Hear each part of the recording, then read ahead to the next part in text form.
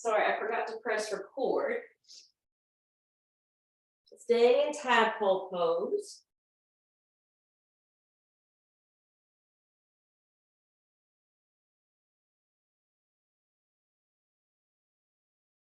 Feeling the stretch through the inner thighs.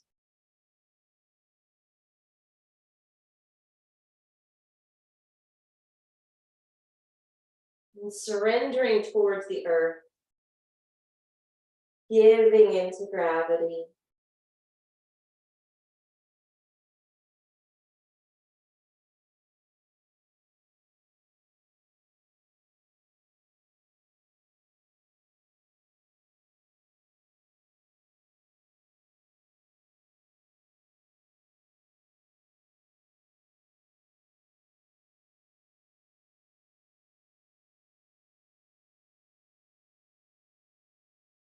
Checking in to see what you're housing in your body. Any tightness or tension is showing up in this one singular pose.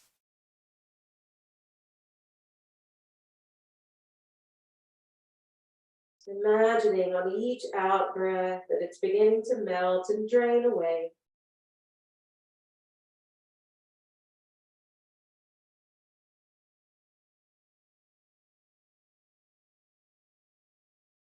Noticing how the deep breath work can begin to calm and clear the mind.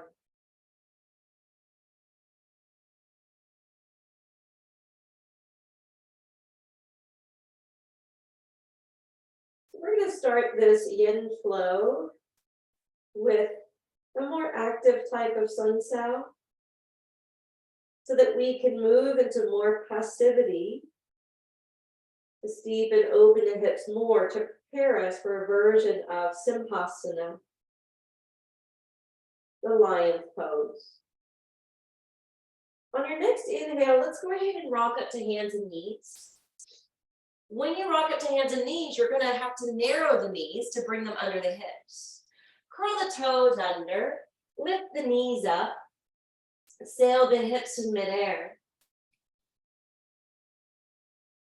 Pressing down through your hands and feet, extending long through your limbs and your spine.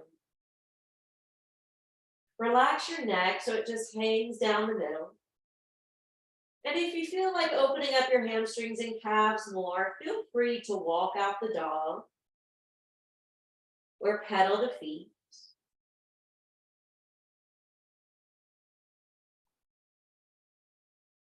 And then after you've done that for a couple rounds, go ahead and begin to step the feet forward.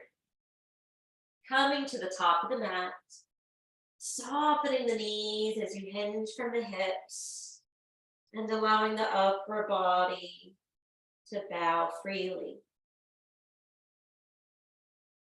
Now I know some people enjoy grabbing hold of the elbows and some people enjoy swaying side to side.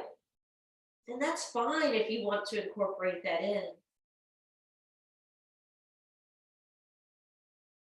But it's also okay to steep in stillness. Or that's the yin way. Notice on the out breaths, if you're truly letting go, the upper body naturally gets a little heavier. The head descends slightly more.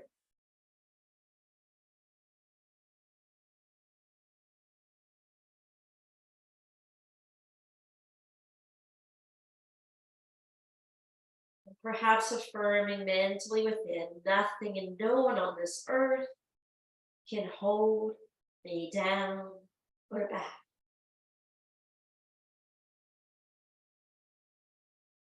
Oftentimes what holds us back are our own weaknesses, our own doubts.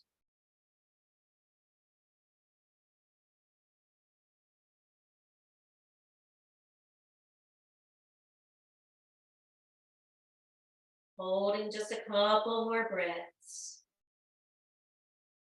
And then I mentioned we're going to do an active sun cell before we get more passive with the hips.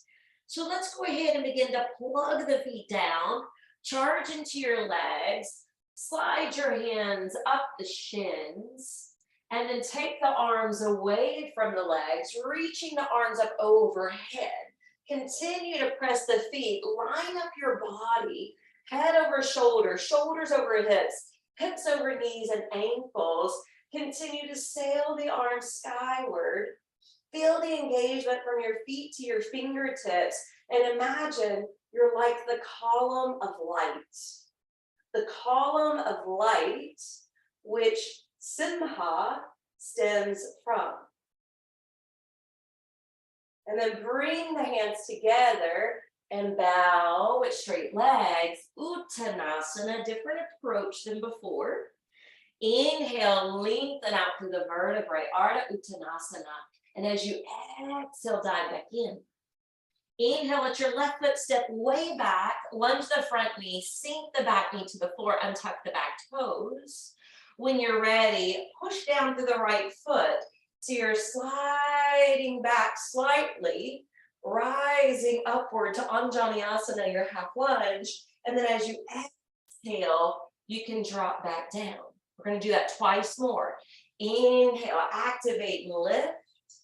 Anjaneyasana, and exhale, release the hands and look down. One more, inhale, flying up. And then exhale, taking it down. Plant your palms, curl the back toes. Step it to downward facing dog. So I'm sharing some of the myths that I'm discovering from this new book, Story Behind the Poses. Yesterday, we talked about Bhairava, and we mentioned his vehicle was the dog. The downward facing dog is like the loyal, devoted, protective, docile, submissive dog. Now take a deep breath in, rise up through your seat, and as you exhale, drop to your knees, chest, chin, Ashtanga Pranayama. And then inhale, drop to the tops of the feet, push down through your palms, lift through your heart, and take upward facing dog, what represents the wild type of dog. Exhale, curl your toes, pull in from your belly, roll back over the feet. And this will help to calm the mind and nerves. Your deep diaphragmatic breaths will assist. On your next in-breath, let's bring the left foot to the top of the mat. You can always drop to tabletop and then step the left foot forward if that's better. Sinking the back knee, shin, and foot to the floor. Inhale, pressing down through the left foot, drawing up through the pelvic floor, realigning the spine, and then exhale, fan out, and sink back down.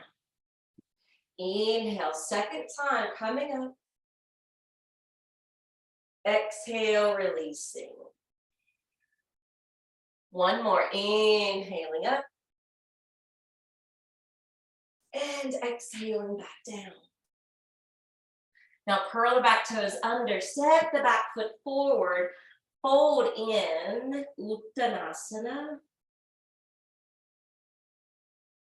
Inhale, hands slide up, spine lengthens out. And exhale, fold back in. Inhale all the way up.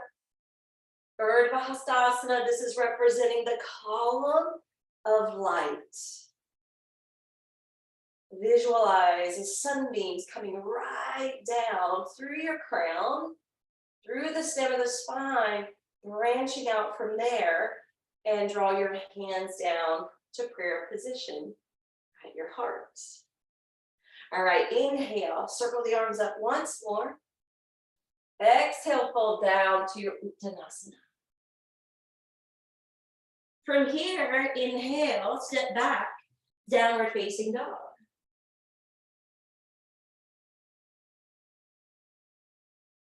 Pressing into the hands, lengthening back away from your wrist. And feeling a similar diagonal line that you had in the very first pose of tadpole. It wasn't as dramatic, but it was still there. All right, when you're ready, we're going to take the left shin behind the hands. You're going to drop your back knee, but push away from the right hand so you can sit on your outer left hip. And then rest down on your inner right foot. This is setting us up for deer pose. Walk your hands out beyond the shin, and maybe you need to be stacked here on the palms. Perhaps it's okay to sink down to the forearms.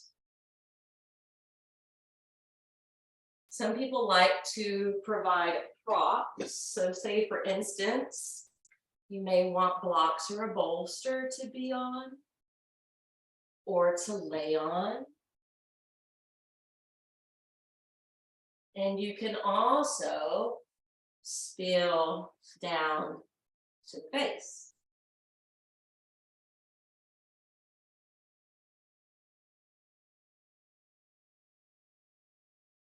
Close your eyes and take deep breaths. So we were just discussing before this class started the frigid temperatures that we faced with that big winter storm over the holiday, and how some people like us lost their heat. And as we know, when it gets really cold, the body can tense up, the muscles can tighten up. So it may be the time to thaw out the hips here. But with those frigid temperatures over the weekend, and with it being a holiday, we also had some time either cooped up or experiencing quality time with family. And relations can affect our hips. For those that traveled, you may have been sitting for hours on end in the car, hours on an airplane, maybe stuck at an airport. And the less movement we have, the stiffer and more rigid the body becomes. So this may be a place in your body that this practice is really needed. Since this is also a forward fold, maybe emphasize your exhalations.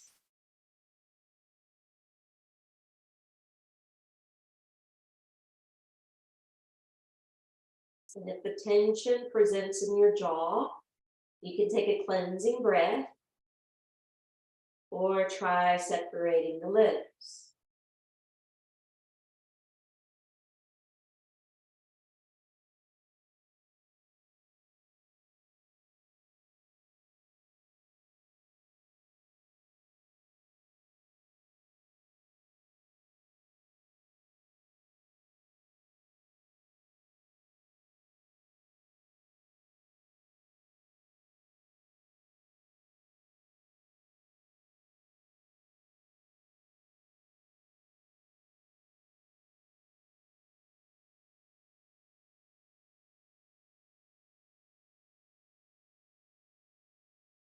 All right, inhale, we're slowly going to back away.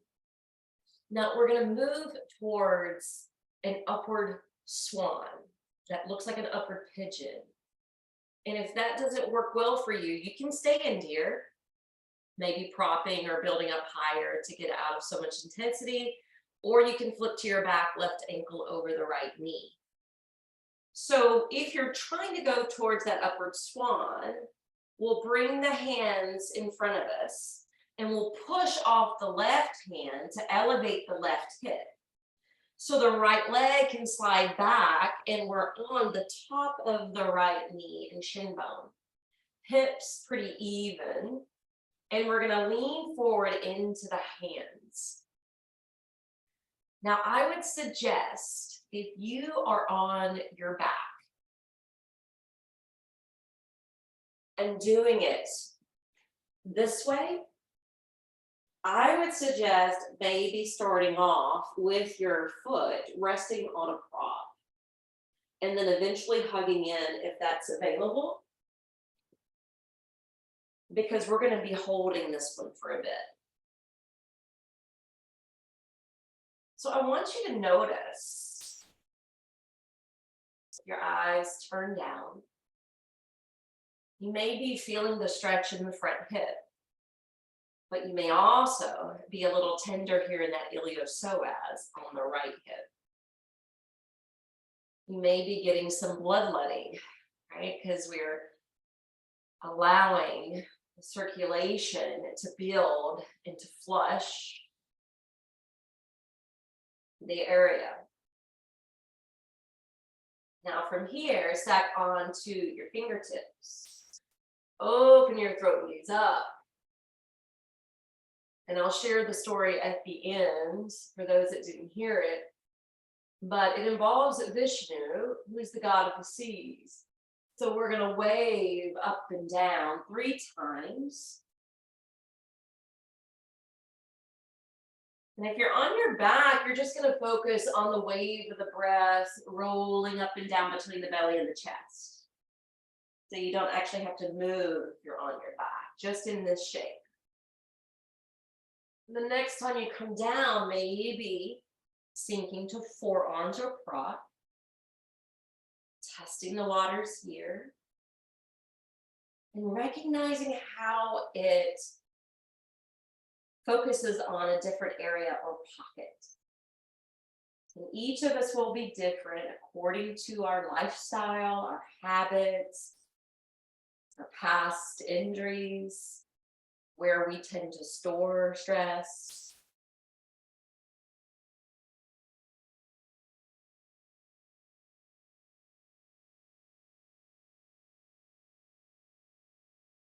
Maybe this is where you want to remain.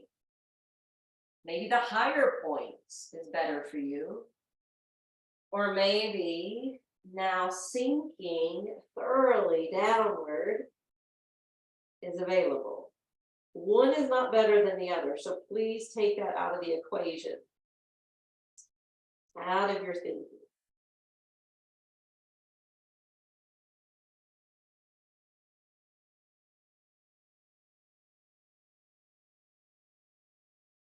Now I'm going to let you steep in some stillness and quietude.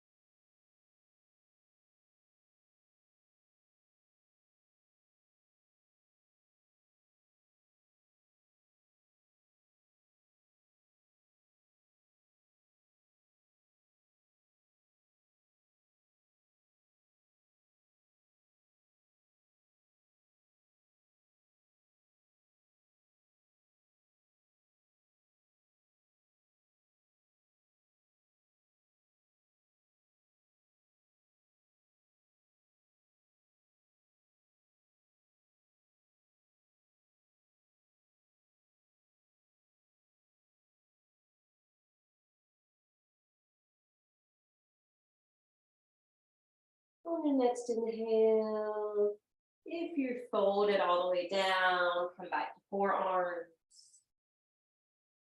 From forearms or prop, we're going to restack. And then let's curl the back toes. Let's launch into downward facing dog. Take your time stepping back and aligning in this position. Feel that flush traveling down to the leg.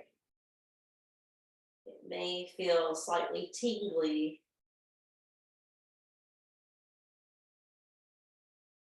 And then let's focus on the right side. Let's bring the right shin forward and sink to the back knee. And then push off of the left hand to drop onto the right hip. And then you can flip to the inside of the left foot if that feels best. And then deer pose, of course, is walking forward. Again, you may need to be stacked on your hands. You may want that bolster to stack or lie on.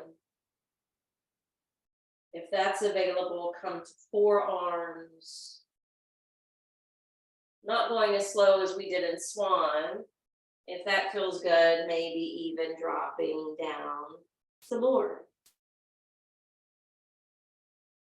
Finding your edge of flexibility here.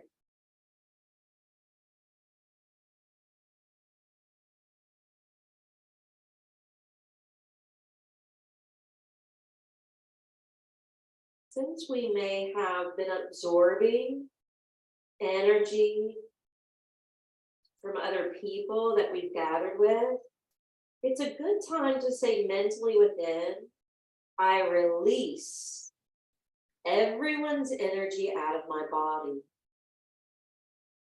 I release my partner's energy out of my body. I release my children's energy out of my body.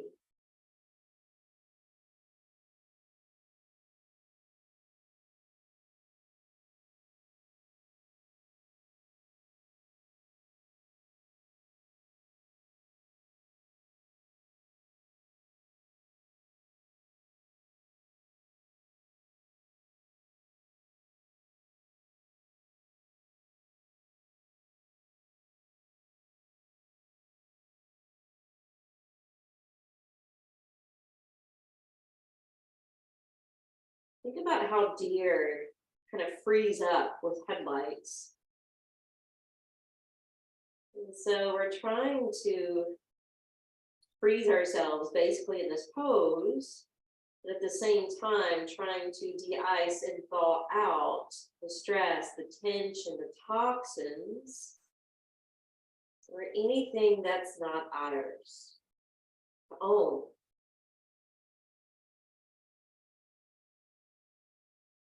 It's so easy when we're empaths to pick up on everyone else's emotions and needs, but it's not our burden to carry.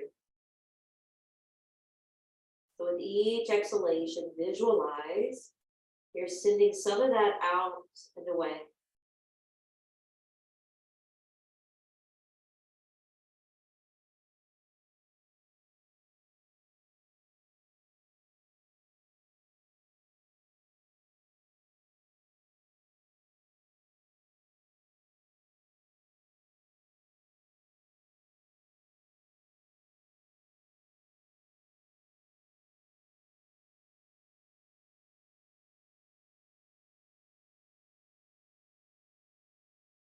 Remember, cleansing breaths can help if the tension forms in your jaw or mouth. Breathing into the nose and audibly out to the mouth.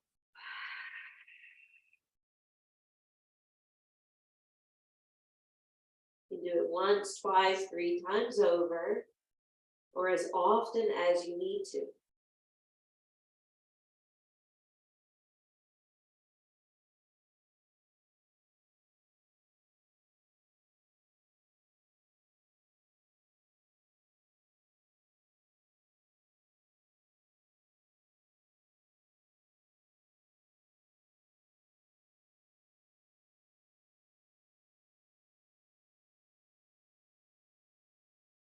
You're holding more or less in the right tip compared to the left.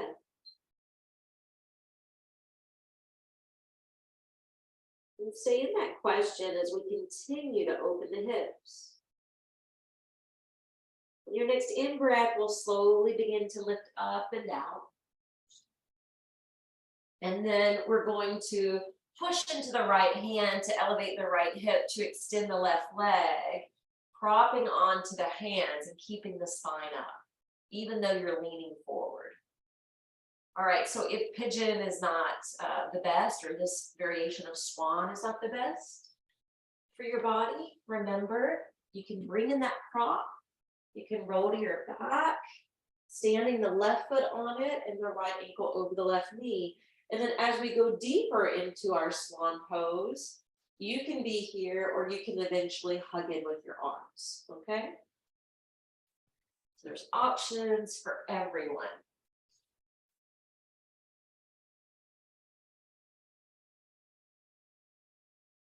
So keep the head up and close your eyes. A few weeks ago, my son was invited to a birthday party, and it was out in Franklin. It's a good 45 minutes from where I live now. And, you know, I go to Franklin a couple times a week, Nolensville a couple times a week. So I didn't want to just drive and drop him off and then turn around and have to drive right back. So I decided to use that time to stay in Franklin and to visit a couple of my favorite parks. So while he was at the party, I went to Aspen Grove and walked around trees and the creek, and it was beautiful weather that day. And after I walked around a couple laps around the park, still had time to spare.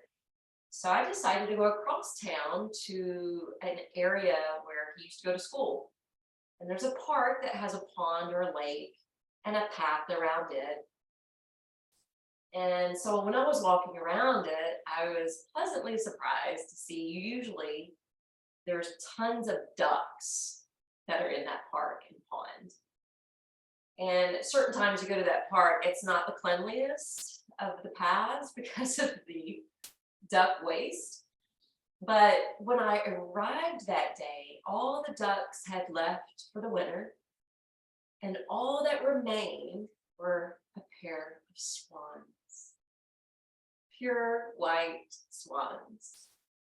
So as you're lifting up here, think about the long neck of the swan and how graceful and elegant they look sitting and floating on the water. And yet underneath, you know, they're pedaling away. So notice here in these poses where we form stillness, the vast movement that can still be occurring either in the mind or somewhere in the body that's getting stirred up.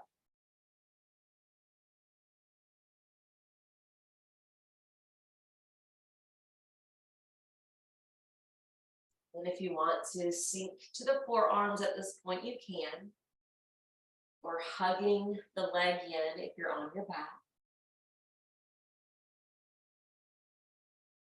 Notice how it gives a different effect,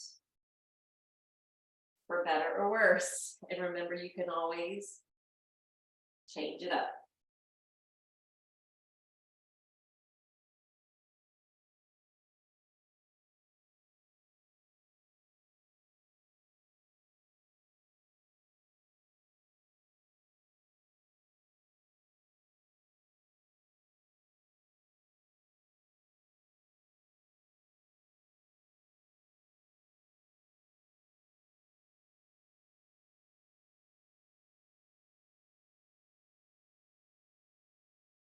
Before we dive any more, stack back onto your hands, and you can undulate up and down.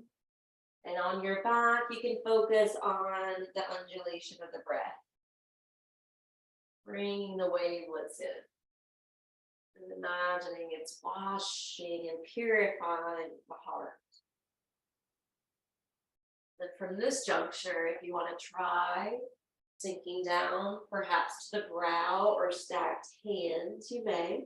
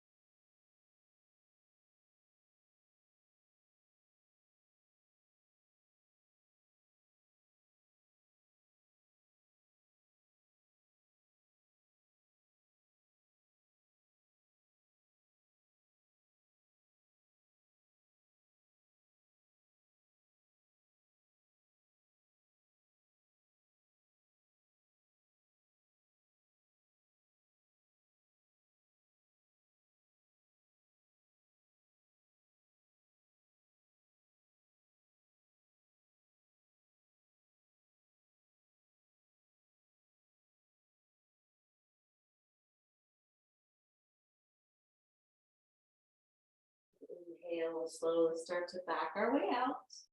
And if you're on your back, go ahead and roll over and you're going to come up to sit. We'll lean to the right hip, slide the right foot forward a little bit. We're going to catch the left foot and see if it's possible to stack on the right knee, okay? If that doesn't work, it's okay. You can take the foot beyond and down to the floor.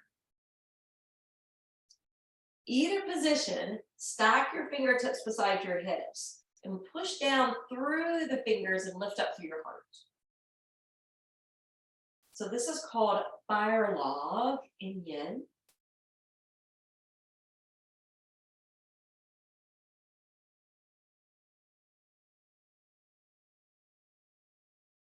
And then if you want to test the waters, you can bring the hands alongside the knees and hinge slightly over your lap.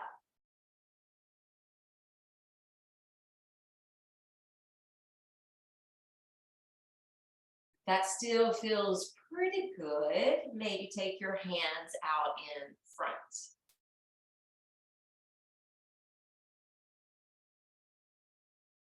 So first phase is fine. Second phase may be the best for you.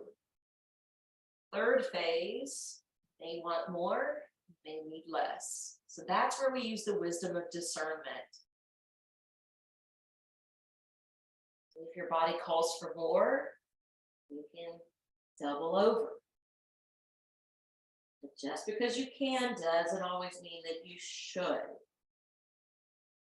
The best way to determine is to close your eyes, to take those deep breaths, listen to the wisdom and intuitive nature of your heart.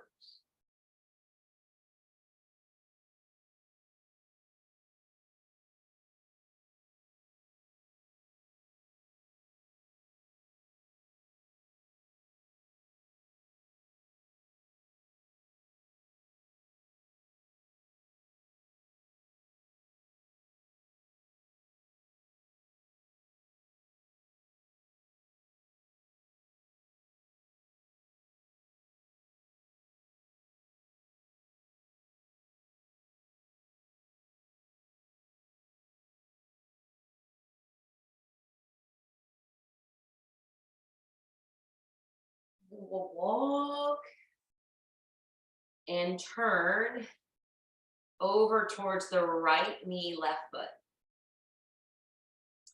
You may need to lift higher. You may be able to sink lower.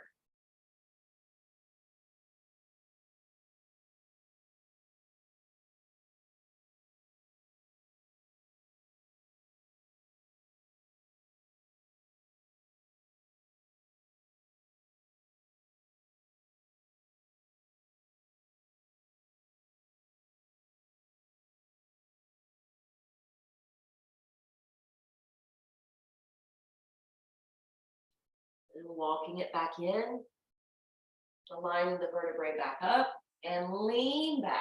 Slide your legs out. Shimmy your knees. And just rub up and down your legs. And then do some circles at your outer hips.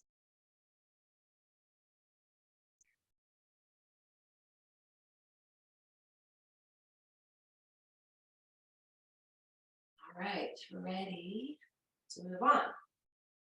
So let's see. Step the right foot, step both feet out of the way so that your left shin can come first. Pick up your right foot and cross it over that, or again, drop it in front. Either way. There may be a gap, it's all right. Push down through the finger pads, jut up through the crown of your head, and be here. And again, sometimes this is the perfect place to just be.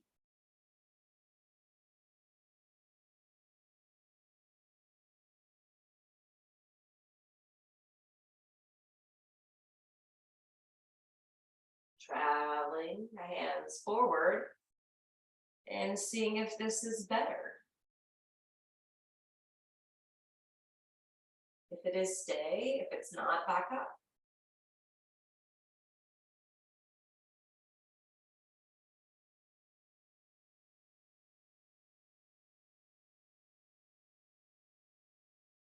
Perhaps trying your hands in front.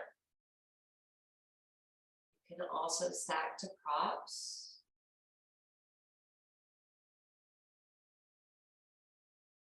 Or fold to forearms.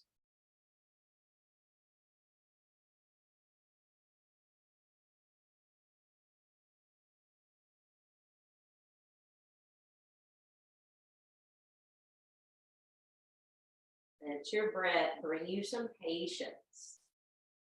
This is called fire log because the heat really kindles in the outer hips. You may be feeling that.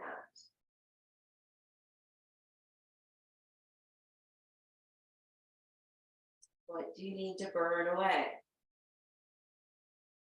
What do you need to release and let go of?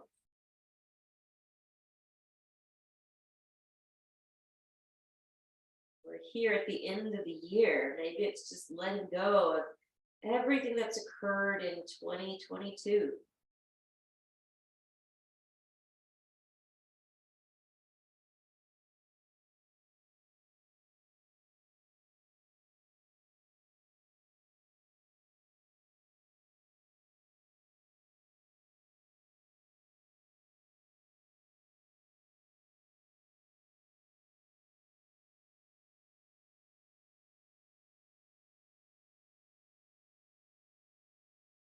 Walking over now to the left, towards the left knee, towards the right foot, stacking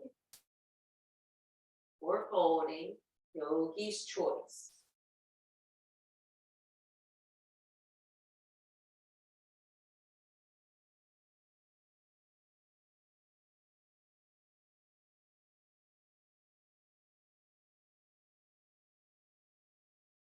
So we're building up for a couple different variations of Simhasana, the lion's pose.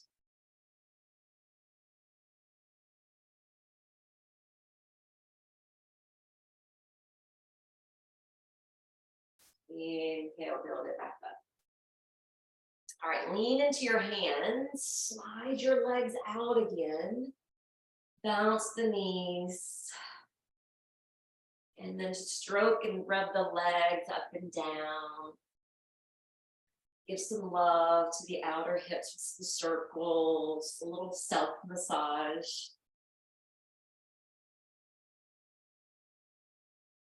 Maybe even to the knees.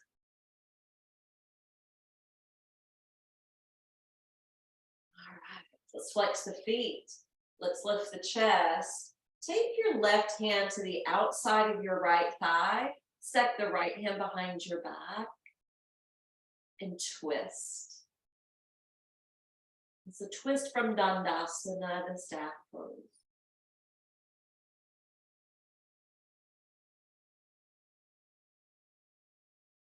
Exhale, unwind. Right hand to the outside of the left thigh. Left hand behind the back and rotate.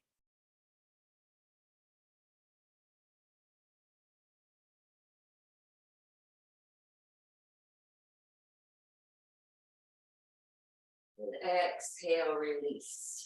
All right, we're ready for Simhasana. So the first version we're going to do is the one that I've done with you in the past. Remember how we got into tadpole at the beginning? That's the position of the legs. Now, if you need to sit on a bolster or block, that will work too. But we are leaning into the hands. And if the wrists don't allow you for this next maneuver, it's okay to just be here. But see if it's possible to spin each hand so the fingers are facing you. And you may not even be able to get the wrist fully to the floor. That's okay. This is a pretty deep stretch. And then the lion's breath is where we inhale through the nose and exhale, expel the tongue and breathe out through the mouth. So let's do that.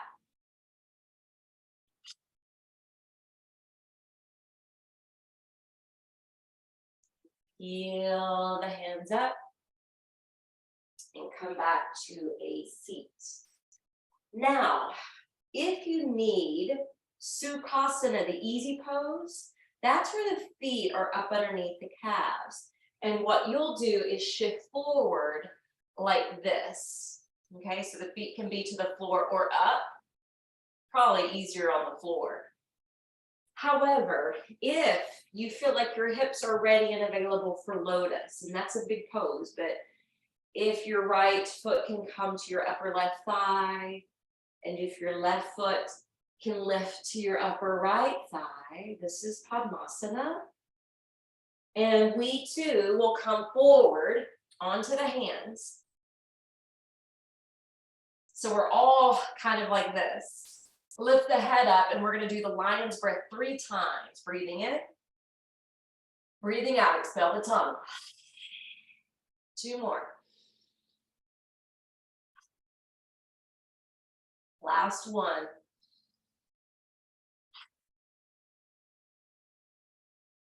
And then just push back from the hands to sit back down in Sukhasana or Padmasana. And then lengthen your legs back out.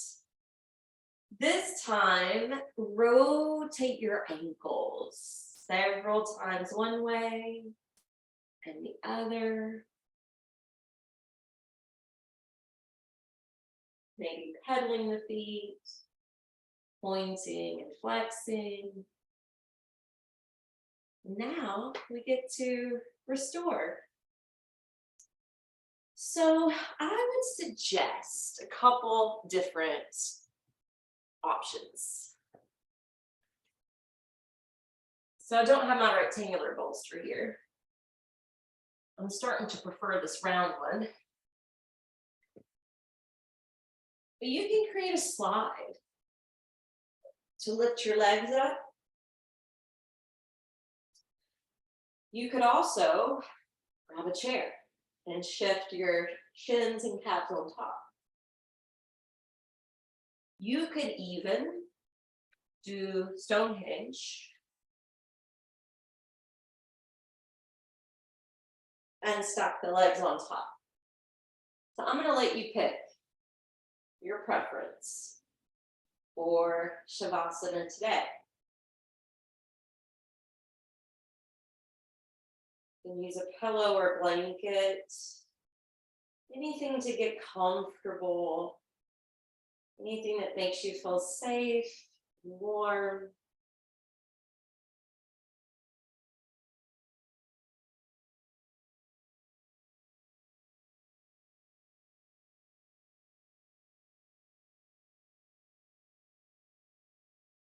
I would suggest taking 3 to 5 deep breaths.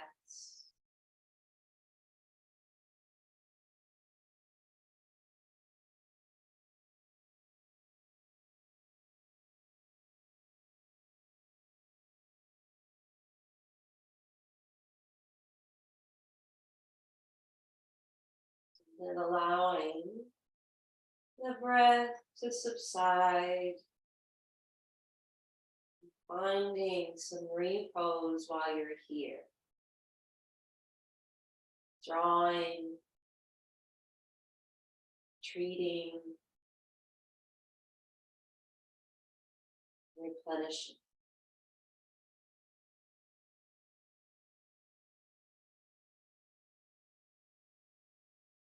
And if you want or need a visualization, remember the pillar of light stems from the story, what we imagined as we were standing, and how the yogis often emphasize the spine as being that channel of light.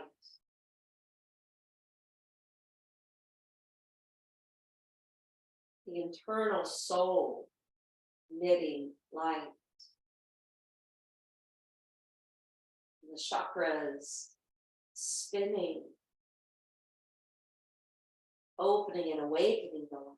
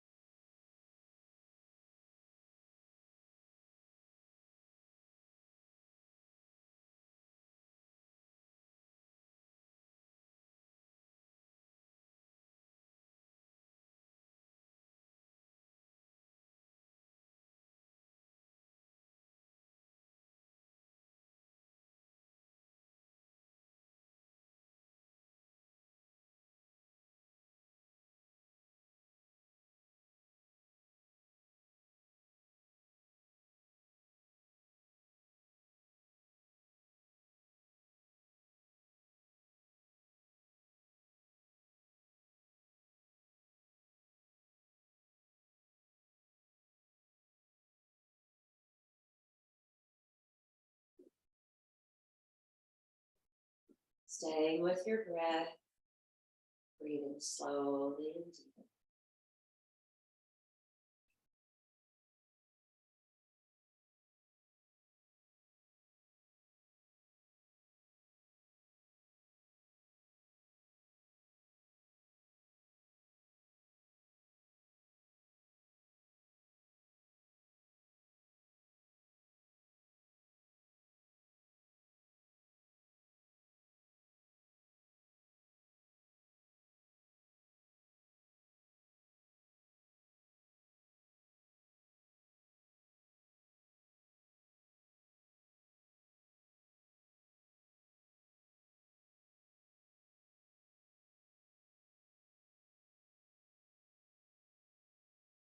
Reawakening the breath.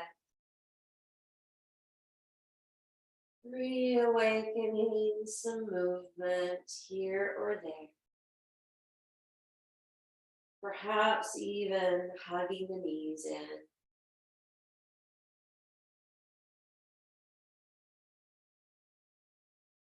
Rolling to one side. Picking yourself up. Finding a comfortable seat.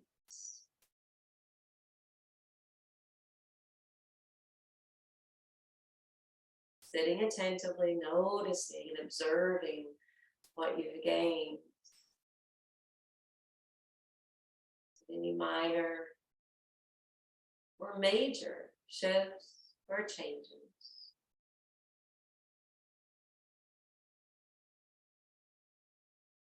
I'm going to share that story again, but we'll close out this practice by bringing the palms together to prayer. The light in me honors and bows to the light within each of you. Namaste.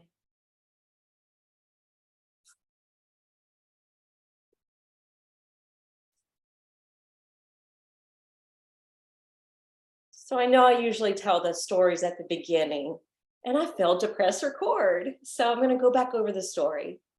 So I got this book for Christmas. Where is it at? Here it is. The Stories Behind the Poses. You may have heard me mention it. I had another book that I've used in the past regarding some of the stories behind the poses, but a lot of the ones I've done over the years, I've had to do my own research and figure it out, for myself through looking it up. But I discovered this book, and I've shared a couple myths already this week. And the one today was based on Simha. Now, the story goes that, a lot of these myths, the demons and the gods are fighting each other, and they're tricking each other. And there was this one particular demon who was really envious because his son had become so devoted to Vishnu. Now, Vishnu is considered the preserver. He's the god of the seas. He gives the life force energy that preserves life. That's within everything and everyone. It's kind of like the Holy Spirit in the Trinity. So he got very jealous because his son was worshiping this and not idolizing him. And he decided that he wanted to start fasting and start praying to Shiva. Now, Shiva is the transformer. He's the one of dissolution and destruction and death, kind of like the Jesus in Trinity. So he decided to do these practices to Shiva, and Shiva took notice of him and could see his sincerity. And so he went to the demon and said, I see that you've paid your penance.